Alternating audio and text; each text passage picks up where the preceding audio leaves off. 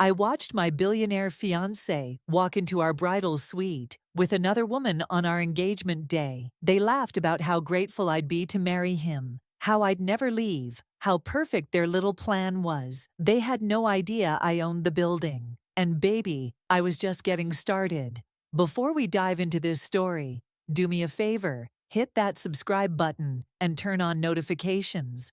Because what you're about to hear, you won't believe how this ends. Trust me, you'll want to see what happens when a woman who's been underestimated finally shows her hand. Now, let me take you back to where it all began. My name is Nicole Winters, and 18 months before that engagement day, I thought I'd met the love of my life. Harrison Cole walked into my marketing firm's office for a consultation, and I swear the air changed. He was tall, confident, had this smile that made you feel like you were the only person in the room. A self-made billionaire in tech, or at least that's what everyone said. He'd built his empire from nothing, just like I was building mine. I grew up in a small apartment in Detroit with my grandmother after my parents passed. She cleaned houses. I studied by streetlight when the electricity got cut off, and I worked 3 jobs to put myself through college. By 28, I'd made myself into someone. I ran my own marketing firm, had clients across the country, and I'd done it without anyone's help.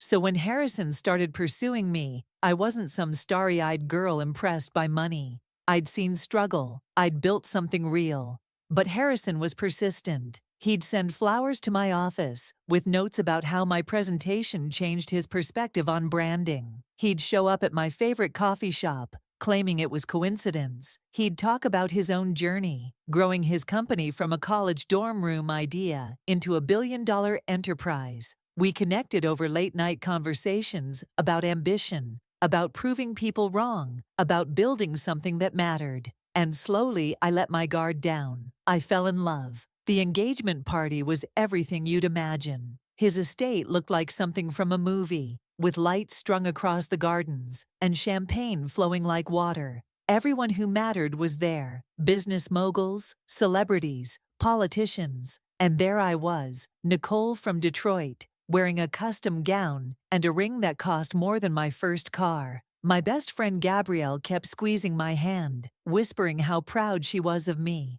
how far we'd come. But I noticed things that night, small things. Harrison's father, Philip Cole, barely looked at me when we toasted. His smile never reached his eyes. Harrison's assistant, Veronica, touched his arm too long, laughed too loud at his jokes, stood too close. When I mentioned it to Harrison later, he kissed my forehead and said I was imagining things. Said Veronica had worked for him for years and was like a sister. Said his father just needed time to warm up to the idea of Harrison settling down. Then came the tradition. Harrison explained that in his family, on engagement day, the bride spent time alone in the bridal suite to reflect before joining her new family. It was some old Cole family custom, he said. Something about honoring the transition from one life to another. It felt strange, but I went along with it. I wanted to respect his family's ways, even though every instinct in my body was screaming that something wasn't right. I sat in that bridal suite, this massive room with silk curtains and antique furniture, and I looked at myself in the mirror.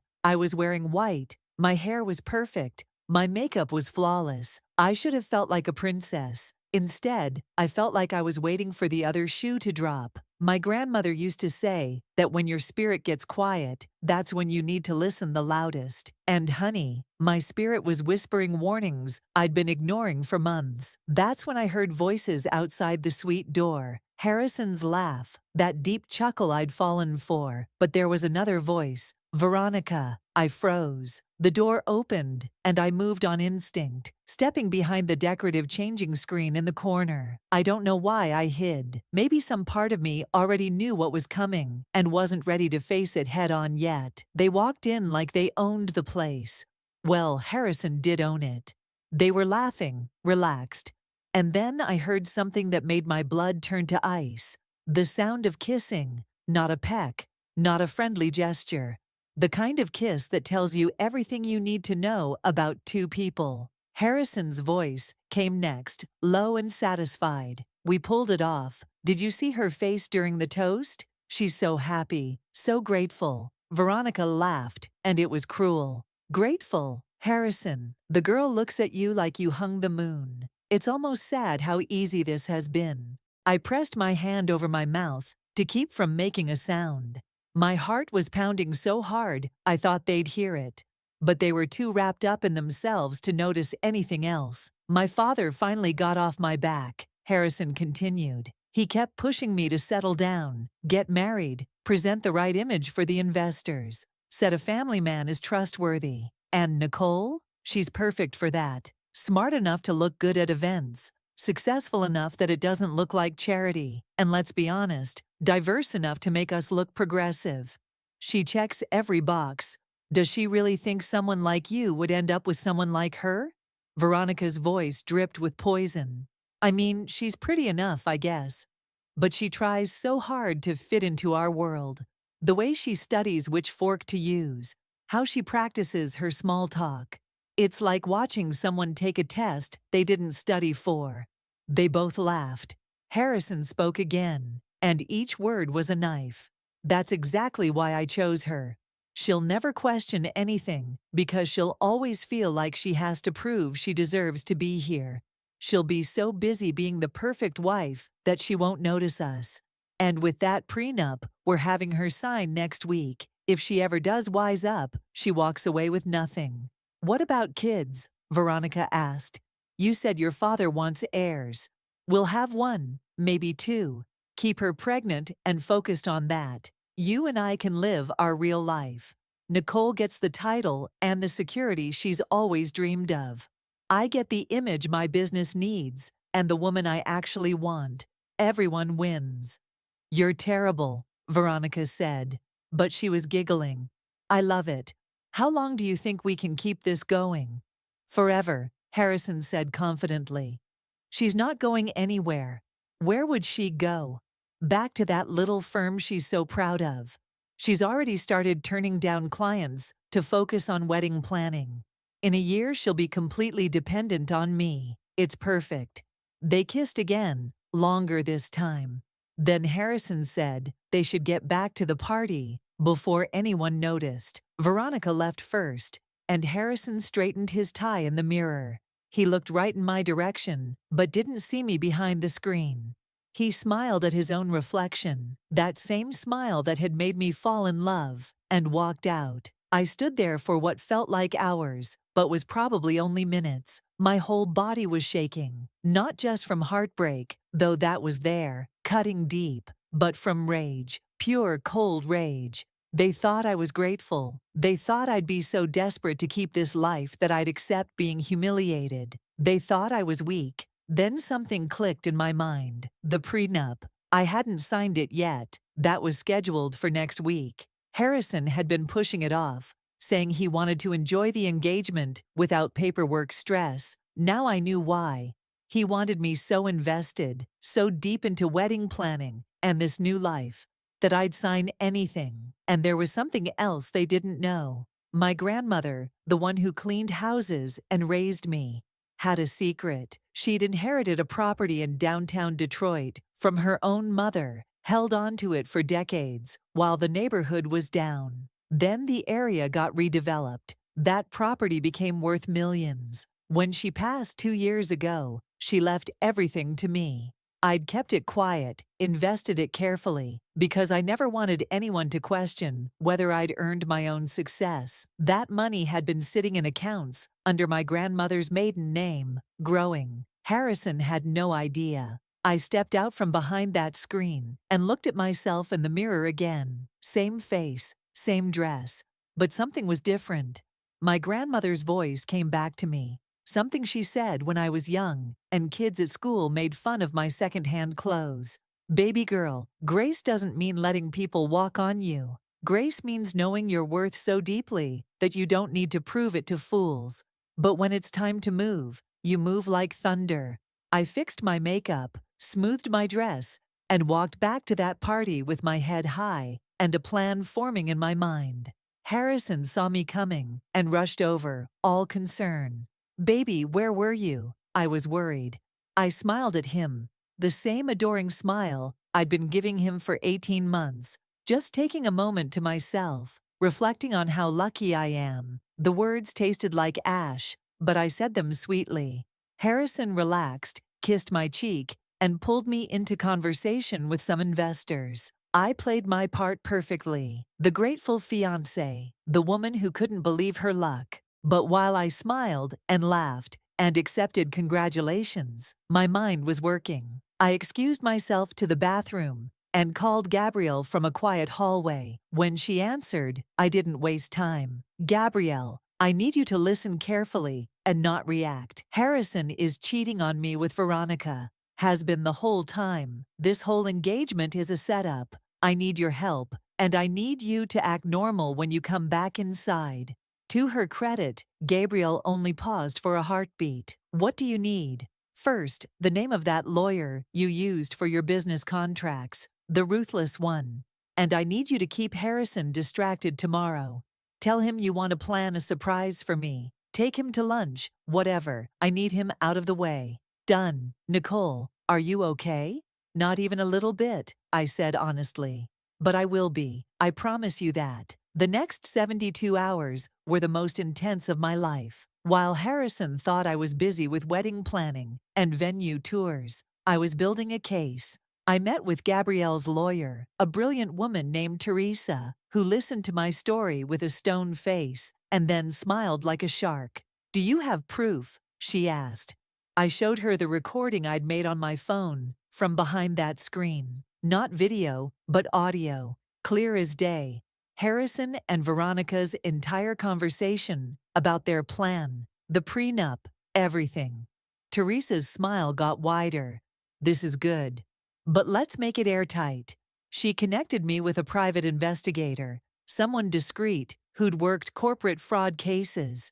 Within 48 hours, he had a file that made my jaw drop. Veronica wasn't just Harrison's mistress. She'd been embezzling from his company for 2 years. Small amounts at first, then bigger. She had offshore accounts, fake vendor invoices, the whole operation.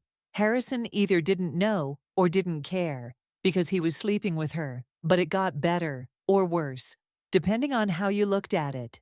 Harrison's father, Philip, hadn't just lost some money in bad investments. The Cole family fortune was basically gone. Philip had gambled it away on risky ventures and bad stock picks. The estate, the lifestyle, all of it was leveraged to the breaking point. They needed Harrison's marriage to me to work because Harrison had been telling investors about his stable family life, his upcoming wedding to a successful businesswoman. Those investors had committed based on Harrison presenting the image of a settled, trustworthy family man. If the engagement fell apart, if Harrison looked unstable or unreliable, those investors would pull out. The company would collapse. And here's the thing that made me sickest. This wasn't Harrison's first time running this game. The investigator found 2 other women in the past 5 years, both successful, both black, both romanced and discarded once they served their purpose. One had signed a prenup and left with nothing after catching Harrison with someone else.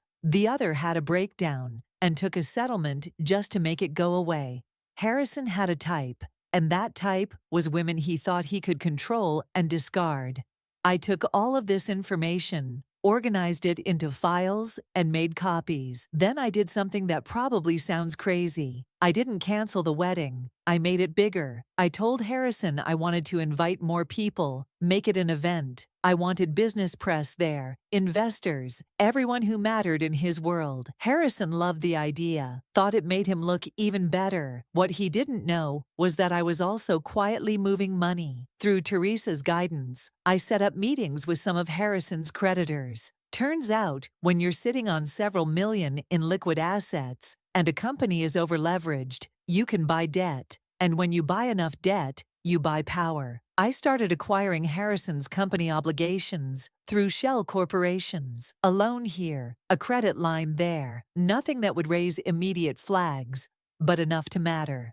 I also reached out to Thomas Bennett, a business rival of Harrison's, who'd always treated me with genuine respect. Thomas had been at the engagement party, and he'd actually talked to me about my marketing work instead of just treating me like Harrison's accessory. I asked him to lunch and laid out everything. I expected him to gloat, to see an opportunity to destroy Harrison, and take it. Instead, Thomas got angry on my behalf. I knew Harrison was ruthless in business, Thomas said. But this is sociopathic.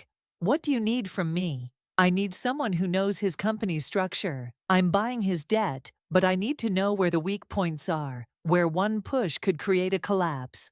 Thomas didn't even hesitate. He opened his laptop right there in the restaurant and started walking me through Harrison Coal Industries like he was giving a master class. By the end of that lunch, I had a roadmap. I knew exactly how to take everything. The prenup that Harrison wanted me to sign, I had Teresa draft a completely different one that protected my assets, my business, my grandmother's inheritance, one that actually favored me in every way. Then I had it formatted to look exactly like the one Harrison had prepared. Same font, same layout. I signed Teresa's version and put it in the safe where Harrison told me to leave it. When he checked that I'd signed it, he only glanced at the signature page, never read the actual terms. Men like Harrison don't think they need to worry about details with women like me. Throughout all of this, I played my part. I was the excited bride, the grateful fiancée, the woman who couldn't believe her luck. I went to dress fittings, I tasted cakes, I smiled at his father's thinly veiled insults and Veronica's smug looks. And every night, I added to my evidence file. The day before the wedding, Gabrielle came to my apartment. She found me calm, organized, with 3 different contingency plans mapped out. "Are you sure about this?" she asked. "We could just call it off. You could walk away right now and let them think they won. Let them think I was too weak or too scared to stand up for myself. Let Harrison do this to the next woman." I shook my head. No. They wanted a show. I'm going to give them one they'll never forget. The wedding day came with perfect weather. Sunny, clear, not a cloud in the sky. The venue was stunning. This historic building downtown that Harrison thought he'd rented. What he didn't know was that I'd bought the building 2 days earlier through one of my shell companies. I literally owned the ground he was standing on. I got ready in a private room, and I'll admit I looked incredible. My dress was custom, elegant, showed off everything I'd worked hard for in the gym. My hair was perfect, my makeup was flawless. I looked like a bride who was about to have the happiest day of her life. Gabrielle helped me with my veil, and I could see tears in her eyes. "I'm so proud of you," she whispered. "Not for what you're about to do, but for who you are. For refusing to be small." The ceremony was packed. Everyone was there. Investors, business press, celebrities, society people. Harrison's father sat in the front row looking smug. Veronica sat 3 rows back, wearing white, which should have been my first clue about her character. Harrison stood at the altar, looking like he'd won the lottery. I walked down that aisle alone.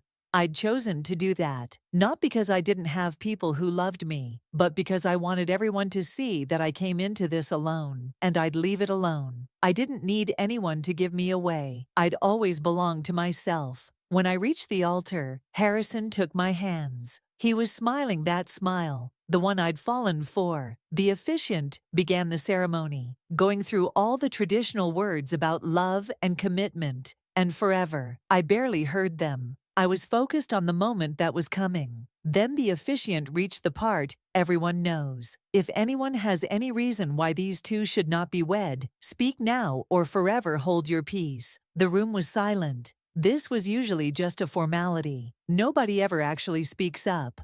I turned around to face the crowd and spoke clearly into the microphone on the officiant's podium. "I do. I have a reason." The room erupted in confused murmurs. Harrison grabbed my arm, hissing under his breath, "Nicole, what are you doing?" I pulled away from him and kept my eyes on the crowd, on the cameras, on every single person who'd come to watch this performance. "I have a reason why this marriage shouldn't happen," I said, my voice steady and strong. "Because the groom has been having an affair with his assistant, Veronica, for the entire duration of our relationship. Because this engagement was never about love. It was about image, control, and money. And I have proof. I nodded to the audiovisual team I'd hired. They weren't Harrison's normal vendors. They were mine. The screens set up around the venue, supposedly for displaying romantic photos, lit up with something very different. Text messages between Harrison and Veronica. Photos of them together in situations that left no doubt about their relationship. And then the audio from the engagement day. Their voices filled the venue, crystal clear. Harrison's voice, "She's so grateful. She'll never question anything." Veronica's voice, "Does she really think someone like you would end up with someone like her?" I watched the room as they listened. Watched Harrison's face turn red, then white. Watched Philip Cole stand up, looking panicked. Watched Veronica try to make it to the exit before someone stopped her. When the audio finished, I spoke again. But that's not all. While planning this wedding, I discovered that Veronica has been embezzling from Harrison Coal Industries for 2 years. I have documentation of every transaction, every fake invoice, every offshore account. I've already provided this information to the FBI. Agents are here today to take her into custody. Right on cue, federal agents moved through the crowd. Veronica screamed, tried to run, and was caught before she made it 5 feet. The room descended into chaos, but I wasn't done. Harrison told Veronica that I'd be so grateful to marry him, that I'd accept anything, that I'd sign a prenup that would leave me with nothing if I ever got smart enough to leave. What he doesn't know is that I never signed his prenup. The document in his safe, that's a prenup protecting my assets. The one his lawyer prepared disappeared the same day he left it for me to sign. Harrison found his voice finally. "You can't do this. This is insane. Nicole, we can talk about this privately." "Oh, we're way past private," I said. "See, while you were planning your perfect scam, I was doing some planning of my own. Over the past 2 weeks, through various investment entities, I've purchased 51% of your company's debt. Congratulations, Harrison. I'm now the majority stakeholder in Harrison Coal Industries." The room went completely silent. You could have heard a pin drop. Thomas caught my eye from his seat and gave me the smallest nod of approval. "Effective immediately," I continued. "I'm exercising my rights as majority stakeholder. Harrison Coal, you're fired from your own company. Security will escort you from this venue, which, by the way, I own as of 3 days ago. Philip Cole, the estate you're living in, also heavily mortgaged. Those creditors, also me now. You have 30 days to vacate." Harrison lunged at me, and security stepped between us. He was shouting, threatening, saying he'd sue me for everything. I just looked at him calmly. "Sue me with what money, Harrison? The accounts you thought were secure? I had Teresa, my lawyer, freeze them pending the fraud investigation. The prenup you thought would protect you protects me. The business you built, mine now. You chose me because you thought I'd be grateful for scraps. I stayed long enough to watch you lose everything while wearing this gorgeous dress. So tell me, baby, how grateful should I be?" The last thing I saw before I turned and walked out of that venue was Harrison's face, all the charm and confidence completely gone, replaced with the realization that he'd underestimated the wrong woman. Veronica was being led away in handcuffs. Philip was having what looked like a panic attack in his seat, and the cameras had caught every second of it. 6 months later, my life looks nothing like I imagined that night at the engagement party.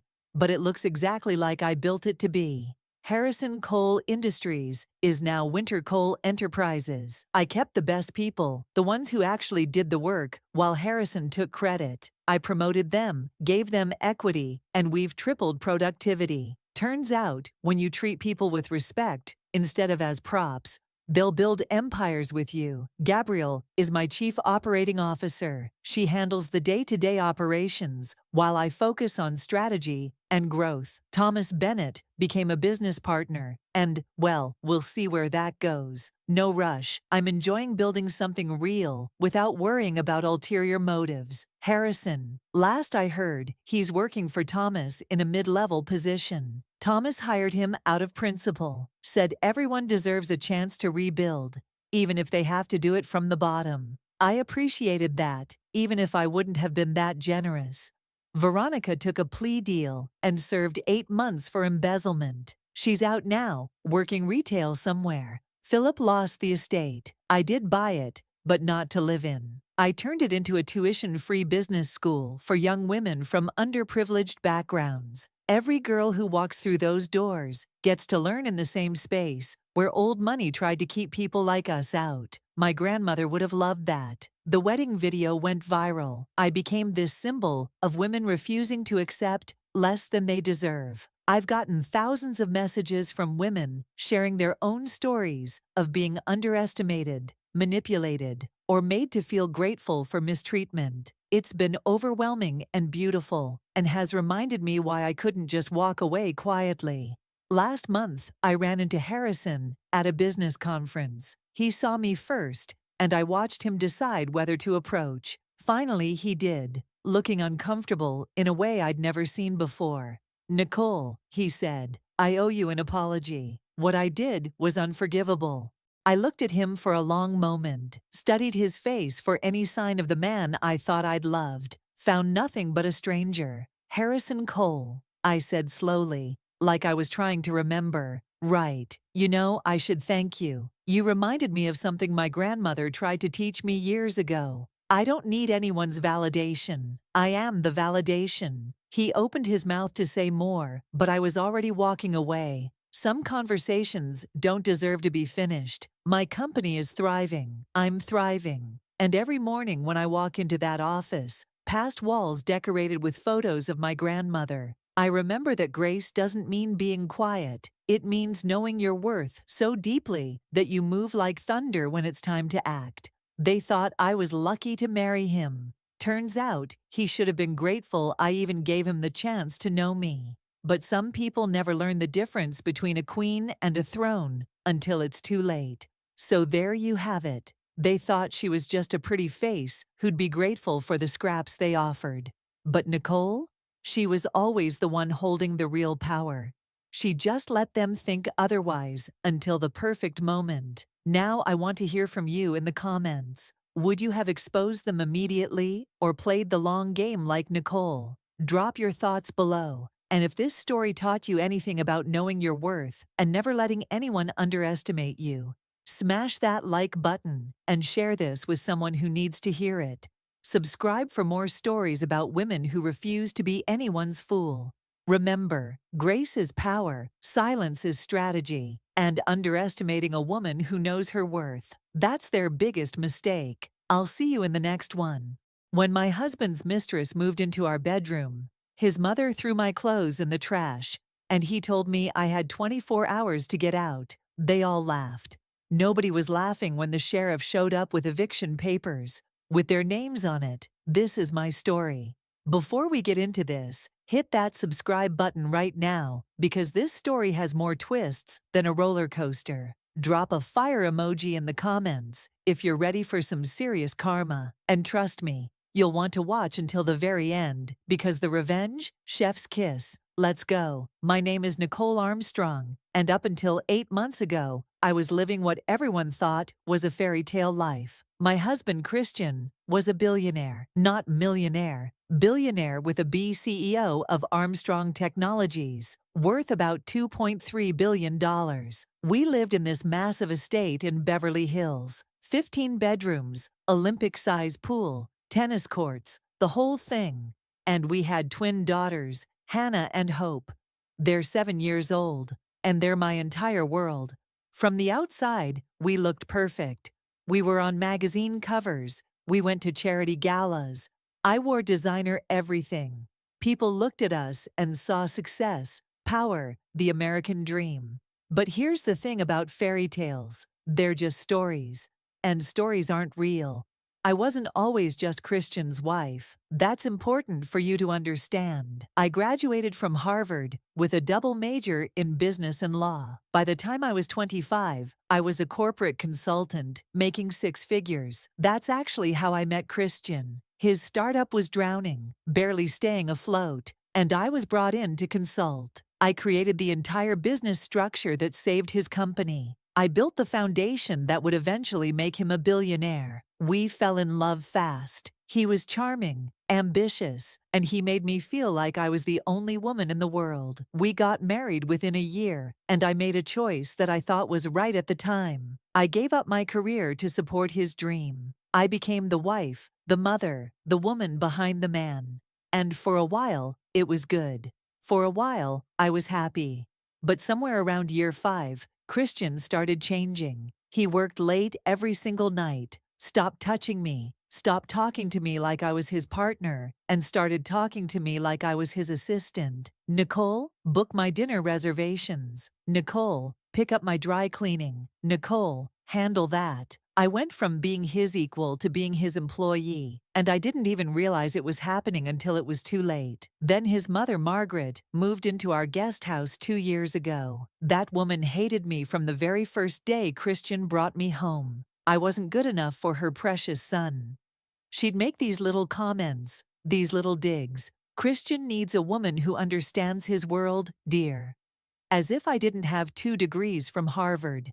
As if I hadn't built the very foundation his world was standing on. And then there was Bethany. She was Christian's new executive assistant. 26 years old, blonde, looked like she walked straight off an Instagram feed. She was at our house all the time, always working late with Christian. I'd see the way she looked at him, the way she'd touch his arm just a little too long. But I kept quiet. I played the good wife. I took care of my babies, and I kept my mouth shut. But here's what nobody knew. I wasn't just watching. I was documenting everything. Every late night, every hotel receipt, every lie. Because I'm not just some housewife. I have a law degree, remember? And I knew that one day, I might need proof. Our 10th wedding anniversary was coming up, and I decided to plan this huge party. 200 guests, his whole company, all our friends. I spent weeks organizing every detail. I wanted to remind him of what we had, of what we'd built together. The party was beautiful. I wore this gold dress, smiled for every camera, played the perfect wife. Christian barely looked at me all night. And Bethany, she showed up wearing red. The audacity of this woman. At some point during the party, I went to Christian's office to get more champagne from his private stock. And that's when I heard him on the phone. The door was cracked open just a little bit, and I heard everything. "I'm done, Mom. I'm filing after the anniversary. She'll get nothing." That was Christian's voice. And then I heard Margaret respond, "Good. I never liked that woman anyway. Bethany is so much better for you." Christian laughed, actually laughed. "The prenup protects everything. She signed it without reading it. She's not that smart." I stood there with my hand on the door handle, and something inside me just snapped. Not in an angry way, in a clear way. Like suddenly, after years of fog, I could finally see exactly who I'd married. I didn't confront him that night. I went back to the party, smiled, played hostess, said goodbye to all our guests. I put my daughters to bed, kissed them goodnight, and then I went to my office. I pulled out files I'd been keeping for years, and I made one phone call to my college roommate, Rachel. She's a divorce attorney, one of the best in California. "Rachel," I said, "it's time. Activate everything." The next morning, Christian came down for breakfast, like nothing had happened. Cold, distant, barely acknowledged I was in the room. I decided to test him. "Christian, can we talk?" I asked softly. He didn't even look up from his phone. "I'm busy." "What is it? Are you happy? In our marriage?" He looked annoyed. "Why are you always so needy, Nicole?" "This is why—" He stopped himself. "This is why what?" I pressed. "Nothing. I have a meeting." And he left. That evening, he came home with Bethany. They walked through my front door holding hands. Thank God my daughters were at my sister's house. I was standing in the kitchen when they came in, and Christian looked at me like I was a stranger. "Nicole, we need to talk." I stayed calm. "Okay. I want a divorce. I'm in love with Bethany. I've been unhappy for years." Bethany actually smirked at me. This girl smirked in my face. I looked at Christian. "I see. Where will I go?" He shrugged like I'd asked him about the weather. "I don't care. Take the guest room tonight or leave now. Your choice. That's when Margaret walked in from the guest house, and the three of them stood there like some twisted family portrait. Finally, Margaret said, "Christian, you're making the right choice." Bethany looked around my house like she was already redecorating in her mind. "Don't worry, Mrs. Armstrong. Well, former Mrs. Armstrong, I'll take good care of everything here." Christian crossed his arms. "Pack your things tomorrow. You have 24 hours. What about the girls?" I asked. "We'll share custody, but they'll live here, with me and Bethany, in their real home." Margaret started pulling my picture frames off the walls and throwing them in the trash. They were all laughing, actually celebrating, and I just stood there and said the only thing I could think to say. "Okay, Christian, you win."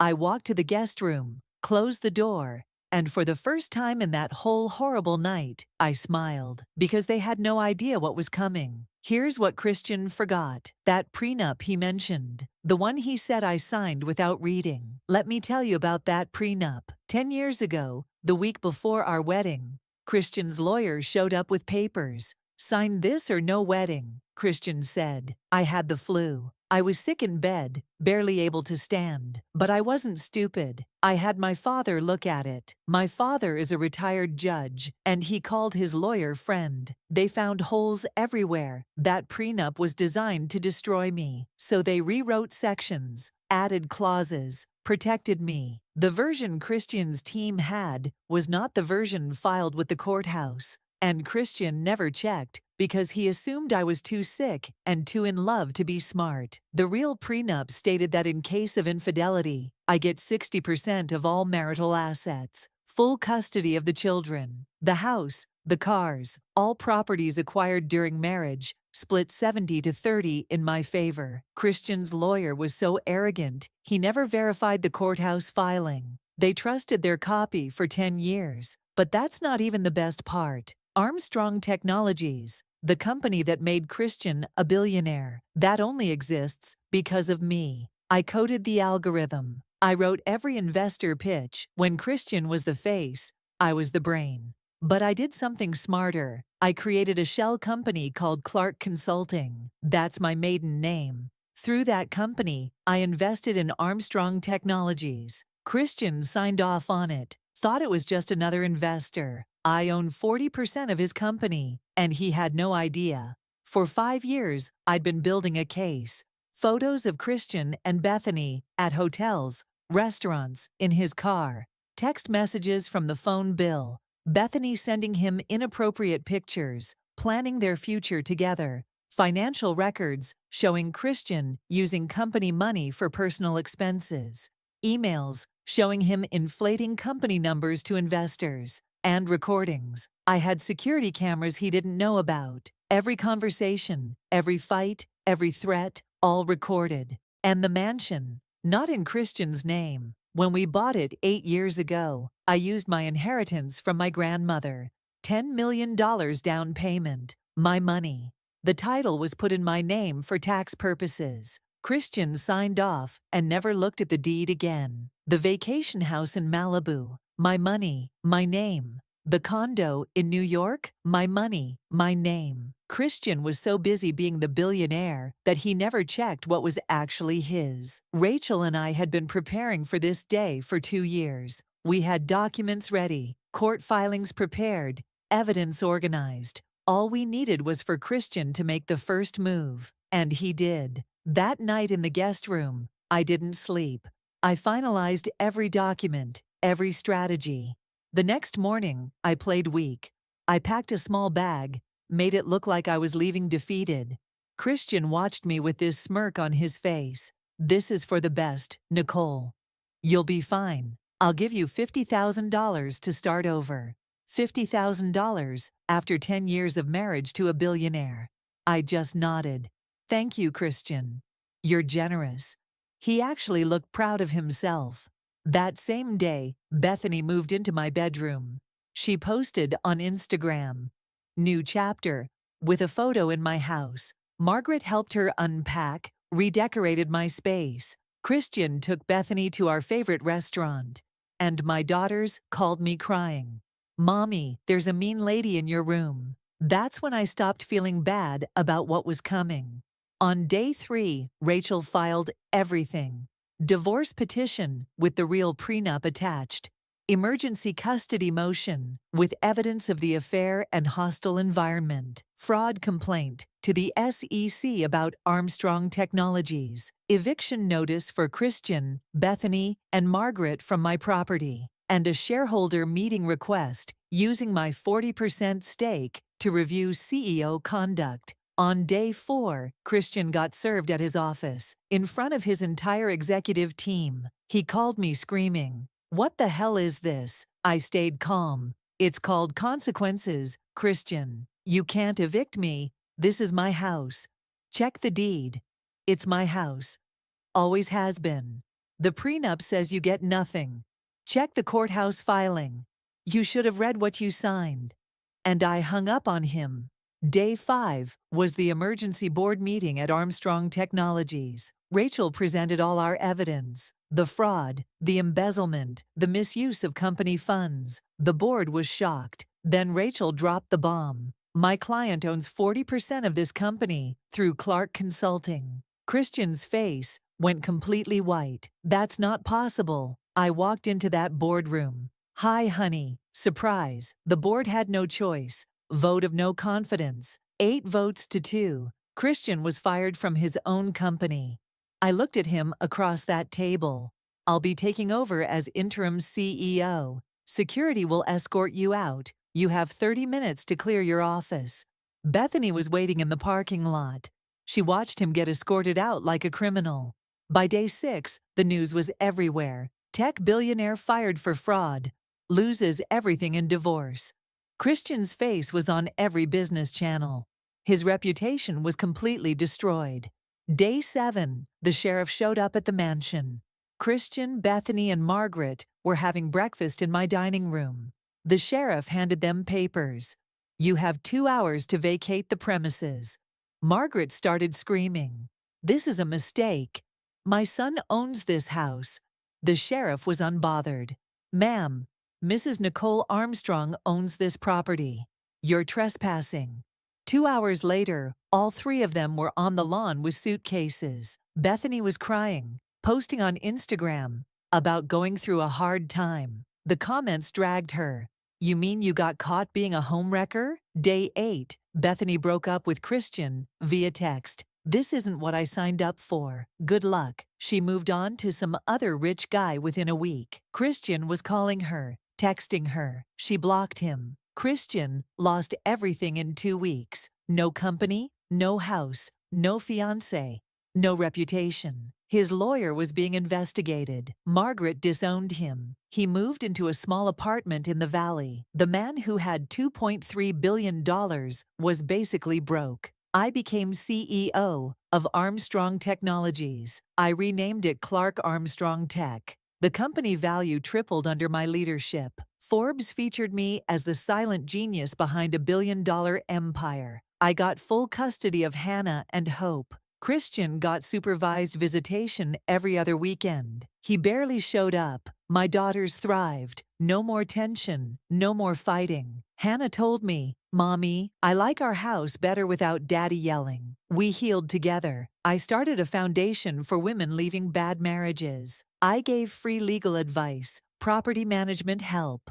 I used my story to empower other women. I reconnected with old friends, with my career, with myself. I lost 30 pounds, not from stress, but from joy. 6 months later, I met Damien at a charity event. He's a professor at UCLA, teaches engineering, smart, kind, humble. He treats me like a queen. There's no rush, no pressure, just peace. My daughters love him. He doesn't care about my money or my mansion. He just loves me. 8 months after everything fell apart, Christian showed up at my door. He looked terrible. Weight gain, unshaved, wearing worn-out clothes.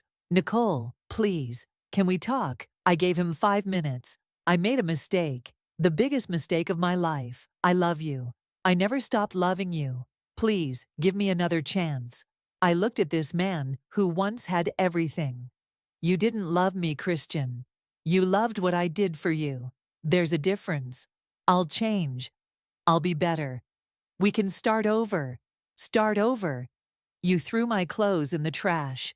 Your mistress slept in my bed. Your mother called me worthless. You gave me 24 hours to leave my own house. He was crying now. I know. I was stupid. I'm broke. I'm alone. I lost everything. No, I said. You lost everything you took for granted. There's a difference. I pulled out an envelope. Here's $50,000. The same amount you offered me to start over. Use it wisely. That's it? After everything? That's more than you deserved. Goodbye, Christian. I closed the door. I watched through the window as he walked away. And I felt nothing. No anger, no sadness. Just freedom. Today, I'm sitting in my home office, running my company. Hannah and Hope are doing homework at the table. Damien brings me tea, kisses my forehead, helps the girls with math. My phone rings. It's another woman asking for help, leaving her husband. I smile and answer. Tell me your story. Let's see what we can do. Because this isn't just my story anymore. It's a movement. They thought I was just a pretty face, a trophy wife, someone who'd disappear quietly. They forgot that still waters run deep. They forgot that I had a brain, a degree, a plan. My husband's mistress moved into my bedroom. His mother threw my clothes away. He gave me 24 hours to leave. But when the sheriff showed up with eviction papers, it had their names on it. And now, I have everything. And they have exactly what they gave me. Nothing. And that is how you turn a 24-hour eviction into a lifetime empire. If this story gave you life, hit that subscribe button and turn on notifications. Drop a comment. Team Nicole or Team Christian? Just kidding. We all know the answer. Share this with every woman who needs to remember she's not just a wife, she's a force. New stories every single week of women who took their power back. Remember, never let anyone make you sleep in the guest room of a house you built. You're a queen, and queens don't beg, they take their throne. See you in the next one.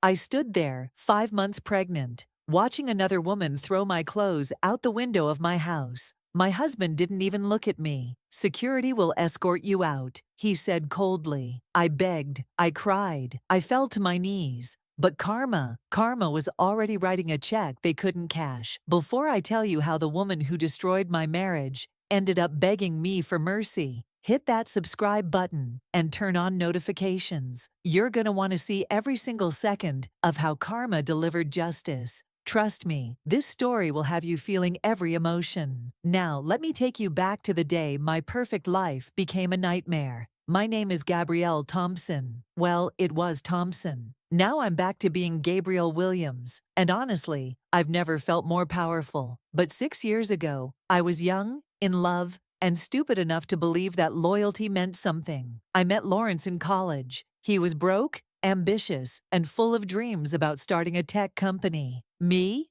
I was working 2 jobs, putting myself through school, and somehow I still found time to believe in this man's vision. When everyone else doubted him, I was there. When investors laughed him out of their offices, I was the one holding him at night, telling him it would all work out. I worked double shifts at the diner and weekends at the library just so we could afford his first office space. It was tiny, barely bigger than a closet. But we painted those walls together and dreamed big dreams. Fast forward 8 years, and Lawrence wasn't just successful, he was billionaire successful. His tech company revolutionized cloud storage security. And suddenly, we went from eating ramen noodles to living in a mansion with 12 bedrooms. But here's the thing about me. I never changed. I still said please and thank you to our staff. I still remembered birthdays. I still grocery shopped myself sometimes because it kept me grounded. My best friend Tanisha used to joke that I was the only billionaire's wife who still clipped coupons. But that was me. I didn't need the designer lifestyle to know my worth. I had helped build an empire from nothing, and that was enough. Then I got pregnant. After 4 years of trying, of negative tests and tears, and wondering if maybe children weren't in our future, I finally saw those 2 pink lines. I cried for an hour straight. This was our miracle baby, our blessing, the missing piece of our perfect life. I couldn't wait to tell Lawrence. I planned this whole romantic dinner, bought a little onesie that said, Daddy's first investment. And I was ready to watch his face light up the way it used to when we first started dating. But when I called his office that afternoon to confirm he'd be home for dinner, his secretary said he was in back-to-back meetings all evening. Then she paused and said something that made my stomach drop. Mrs. Thompson, you might want to know that Mr. Thompson has been spending a lot of time with his new business partner lately. A woman named Chelsea Monroe. I laughed it off. I told myself I was being paranoid, that pregnancy hormones were making me crazy. But that night, Lawrence didn't come home until almost midnight. When I asked about his day, he barely looked up from his phone. Busy, he said, just that one word. The man who used to tell me every detail of his day couldn't even give me a full sentence anymore. Over the next few weeks, I watched my husband disappear. Late-night phone calls he'd take in his car, weekend business trips that came up suddenly, credit card statements showing charges at expensive restaurants and jewelry stores, but I never received any gifts. Tanisha came over one afternoon and found me crying in the kitchen. Girl, she said, holding my face in her hands, something ain't right. You need to trust your gut. So I did something I never thought I'd do. I showed up at his office unannounced. I walked past his secretary, pushed open his door, and that's when I saw her. Chelsea Monroe was sitting in my husband's chair, like she owned it, wearing a dress that probably cost more than most people's rent. Her legs crossed, sipping champagne at 2 in the afternoon. She looked at me like I was an inconvenience, like I was interrupting something important. Lawrence jumped up, stammered something about a meeting, but I saw it. The guilt flashed across his face for just a second before he covered it with that business smile. Chelsea extended her hand to me with this fake sweetness. You must be the wife, she said, and the way she said wife felt like an insult. Lawrence has told me so much about you. I went home that day with a knot in my stomach that wouldn't go away. That night, while Lawrence was in the shower, I did something I'm not proud of. I opened his laptop, and there they were, months of messages. Can't wait to see you tonight. That thing you did last week made me forget my own name. You're the best thing that ever happened to me. Pictures of them in Paris, in Dubai, in hotel rooms I recognized from his business trips. And then I saw the bank statements. He'd bought her a penthouse apartment downtown, a car, jewelry, clothes. He'd spent over $500,000 on this woman in 8 months. When Lawrence came out of the bathroom, I was sitting on the bed with his laptop open. I didn't yell, I didn't scream. I just asked him one question. How long? He didn't even try to deny it. He sat down, ran his hands through his hair, and said the words that broke me. 8 months, and Gabriel, I'm not sorry. Chelsea makes me feel alive again. You've become so comfortable, so boring. I reminded him of everything, the sacrifices, the double shifts, the nights I held him when he wanted to quit, the fact that I was carrying his child. And you know what he said? That was before I became somebody important. I need someone who matches my lifestyle now. I want a divorce. Chelsea's moving in. I packed a bag that night and stayed at a hotel, crying so hard I thought I'd make myself sick. The next morning, I went back to the house to get more of my things. My house, the house I'd helped design, the house where we'd planned to raise our children. And there she was, Chelsea Monroe, directing movers, redecorating, throwing my things into boxes like they were trash. I watched from the doorway as she tossed my photo albums, my grandmother's quilt, my books, all into garbage bags. Then she started throwing my clothes out the second-story window. Literal designer dresses and my comfortable jeans just tossed out like garbage, landing in the driveway. I ran inside, my hand instinctively going to my belly. Stop, what are you doing? This is my home. Chelsea turned to me with this cold smile. Was your home? Lawrence gave it to me. He's upgrading, honey, in every way. I turned to Lawrence, who was standing in the corner like a coward. Lawrence, please, I'm pregnant. Don't do this. We can work this out. Think about our baby. And this man I'd loved for 8 years, this man whose dreams I'd funded with my own sweat and tears, looked at me with complete indifference and said, "Security will escort you out." Chelsea actually laughed. She walked up to me, looked at my pregnant belly, and said, "Should have thought about keeping your husband happy before you let yourself go. Maybe if you'd spent less time being comfortable and more time at the gym, we wouldn't be here." I fell to my knees, literally begging, tears streaming down my face, 5 months pregnant, begging my husband not to throw me out of my own house. And Chelsea, she stood there filming it on her phone, laughing. 2 security guards, men I'd known for years, men I'd brought Christmas gifts to, had to lift me up and walk me out. They put my bags on the lawn.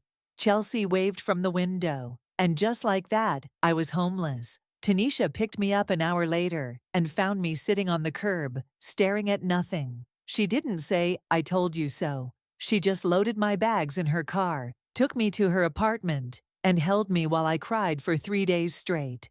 The lawyers were brutal. Lawrence had an army of them, and they painted me as a gold digger who'd trapped him with a pregnancy.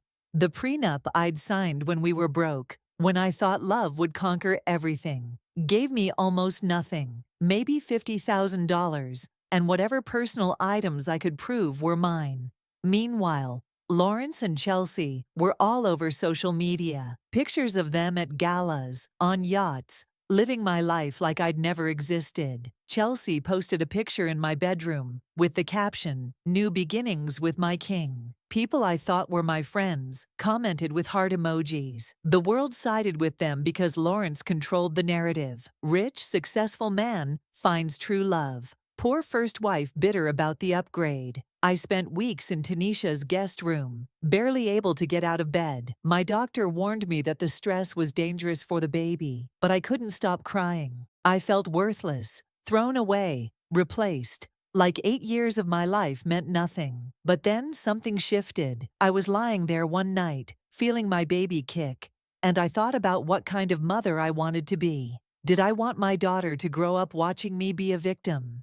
Did I want her to think that men could treat women like garbage and get away with it? My baby needed a fighter, not someone who'd given up. So I got up, washed my face, and I started digging. See, what Lawrence didn't know was that I wasn't just his supportive wife. I'd helped code the original algorithm that made his company successful. I'd been there for every early meeting, every pitch, every decision. And I'd kept everything, every email, every document, every proof that I was more than just a wife. I was a co-creator. Tanisha connected me with this attorney named Monica Wright. Monica was a 50-year-old Black woman who'd built her career destroying powerful men who underestimated women. She took one look at my documents and smiled. "Honey," she said, "we're about to take him for everything he's got."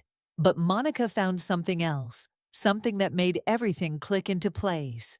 Chelsea Monroe wasn't just a mistress, she was a con artist. Her real name was Angela Parker, and she had a history of targeting wealthy men, embedding herself in their lives, and stealing millions before disappearing. She'd done it to a real estate mogul in California, a hedge fund manager in New York, and now she was doing it to Lawrence. Monica found fake vendor accounts Chelsea had created, siphoning money from Lawrence's company for months. $4.7 million gone. And Lawrence was so blinded by lust and his own ego that he hadn't noticed a thing.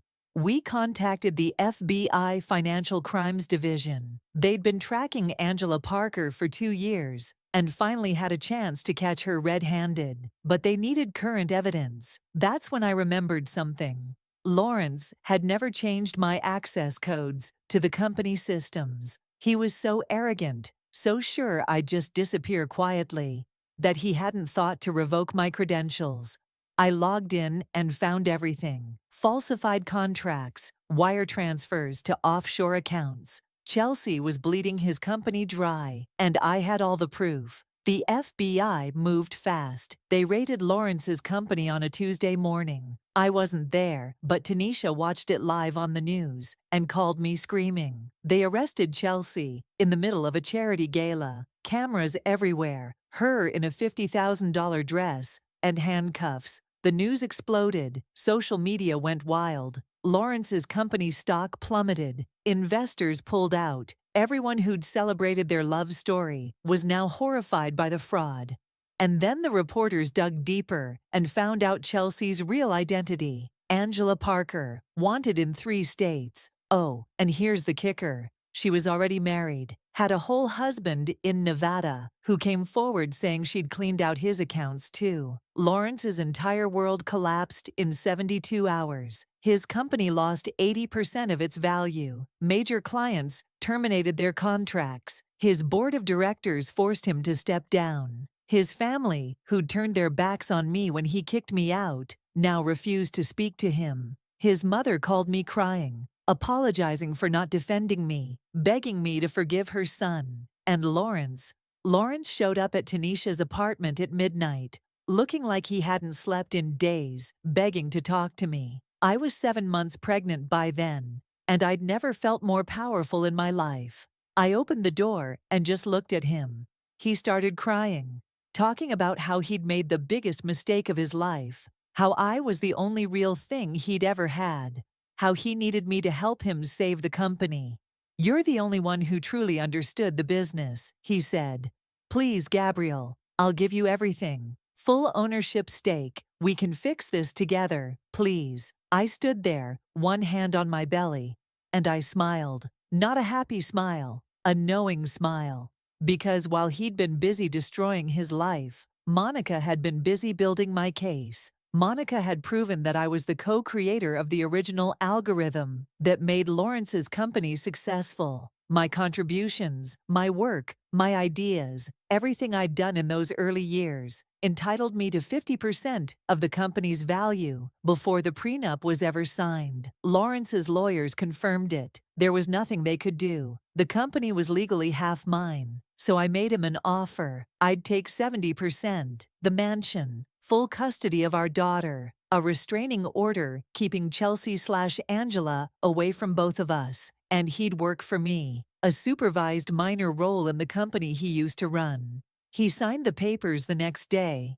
Chelsea got 15 years in federal prison for fraud and identity theft. Her real husband divorced her from behind bars. The other women she'd conned came forward, and more charges piled up. Last I heard, even the other inmates don't respect her. Everyone knows her story. Everyone knows she's a homewrecker who got what she deserved. There's no sympathy in that place for a woman who ruins families. I had my daughter on a Tuesday morning in May, 8 pounds, 6 ounces, with my eyes and, thank God, my personality. I named her Grace, because grace is what carried me through the darkest time of my life. Tanisha was in the delivery room with me, crying harder than I was. Lawrence asked to visit, and I let him, because Grace deserves to know her father, but when he held her, he broke down completely. "I threw away everything for a woman who didn't even exist," he said. "I had a queen, and I traded her for a con artist." I didn't comfort him. That wasn't my job anymore. I just took my daughter back and asked him to leave. 6 months later, I'm running the company better than he ever did. We've rebuilt our reputation, brought in new investors, expanded into markets Lawrence never even considered. The mansion is mine, redecorated top to bottom, because I'm not living in Chelsea's leftovers. Grace has her own nursery with hand-painted murals. Tanisha lives in the guest house because she's family. And Lawrence, he shows up to work every day, takes orders from me, and goes home to a small apartment downtown. His ego died the day he signed those papers. And honestly, I don't feel sorry for him. He made his choices. Now he lives with them. They tried to throw me away like trash. They mocked me, humiliated me, treated me like I was nothing. But what they didn't know was that I was never the one who needed them. They needed me. Chelsea thought she won by taking my place. But you can't steal a position you're not qualified to hold. And Lawrence learned the most expensive lesson of his life. The woman who builds you up can also be the one who owns everything when you fall. To every woman watching this who's been betrayed, discarded, or underestimated, your story isn't over. Sometimes you have to lose everything to realize you never needed them in the first place. Karma doesn't forget, and neither do I. If this story had you feeling all types of emotions, smash that like button and drop a comment telling me what you would have done in Gabrielle's position. Subscribe because I've got more true stories of karma serving justice on a silver platter. Share this with someone who needs to know that revenge is best served by living your best life. And remember, they'll regret underestimating you. See you in the next one.